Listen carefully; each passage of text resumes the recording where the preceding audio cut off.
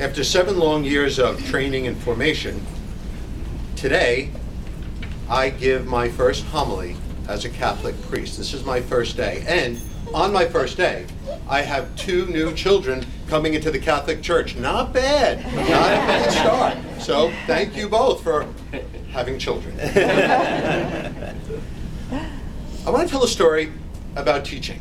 And godparents, I especially want you to listen, because your role is going to be a teacher. Teaching is my favorite profession. Story goes like this. A teacher, Miss Kitty, welcomes her 4th grade class and gives them an assignment, a new project. You're going to research and write about the greatest living person on earth and share with us who they are and what they do. And the kids go home and they research and they think, and the next day they come to class all excited to share what they have found out. And the first one is little Jimmy. Comes into the class and raises his hand. Miss Kitty, pick me. I want to go first. And Jimmy says, my favorite person in all the world who I think is so cool is Tiger Woods. He's one of the best athletes ever and he changes sports. Clearly he didn't read the Inquirer and all of that. But anyway, that's another sermon. The second one, little Diane, raises her hand and says, oh, my favorite person, my family loves him, is President Obama. He is like the greatest president in all the world. He makes such a difference. He's so important.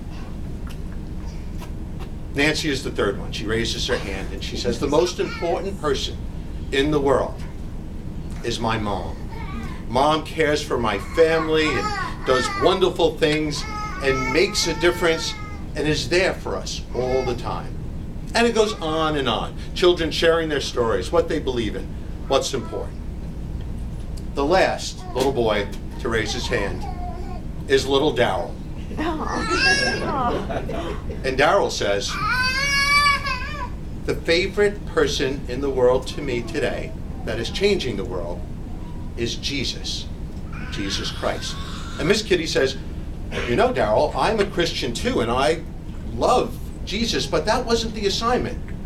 The assignment was someone who is living today that can change the world. And Daryl says, oh no, Miss Kitty, I'm afraid that you're wrong. Jesus is alive.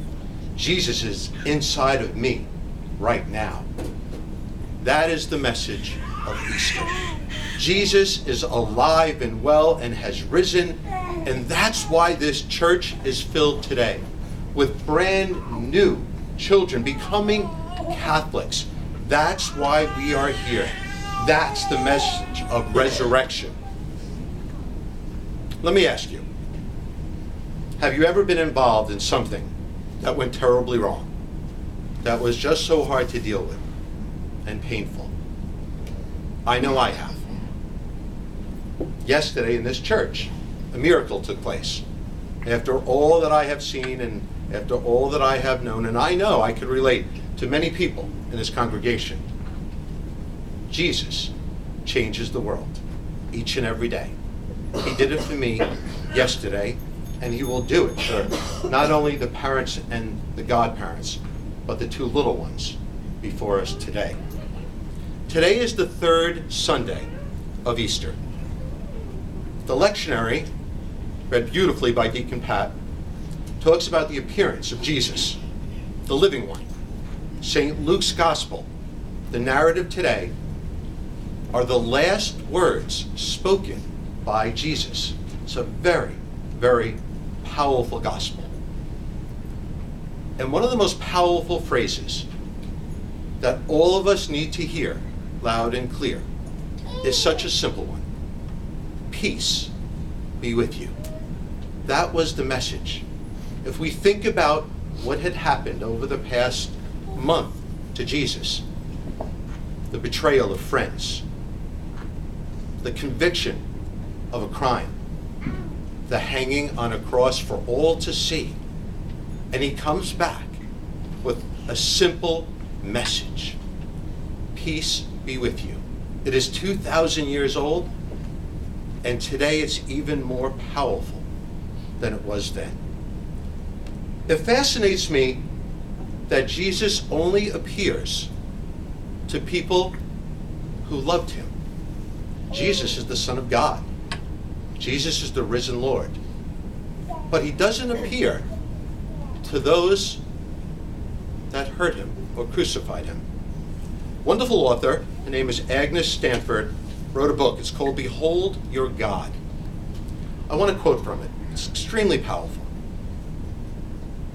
He, Jesus, never showed himself to those who did not love him, Pontius Pilate or Herod or the Pharisees. In his humility, he did not come to them, and they never saw him again, save perhaps in troubled dreams at night. Yet one wonders, why did he not show himself to the authorities who had put him to death, thus completing the public testimony to the resurrection that the open tomb began?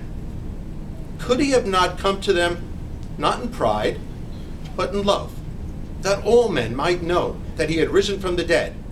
Perhaps he could, but perhaps not. Perhaps the resurrection body of his, being made of spiritual elements, needs a spiritual atmosphere to breathe. Perhaps he could not appear to them except when drawn and summoned by love. We have a full house today of people who love their faith, who love God, who love Jesus. It's very important that we never forget that the New Testament was written in the midst of real life, real flesh and blood situations, and that it was written to real people who were facing real problems. We are not always told what the problems are, but that doesn't mean we cannot know them, for I know they are abound in this room. But I also know that the resurrected Christ is abound in this room as well. Lucas Charles, Bennett Eugene, you are being welcomed today into an amazing community of faith. A faith that believes in miracles. A faith that believes in the promise of tomorrow.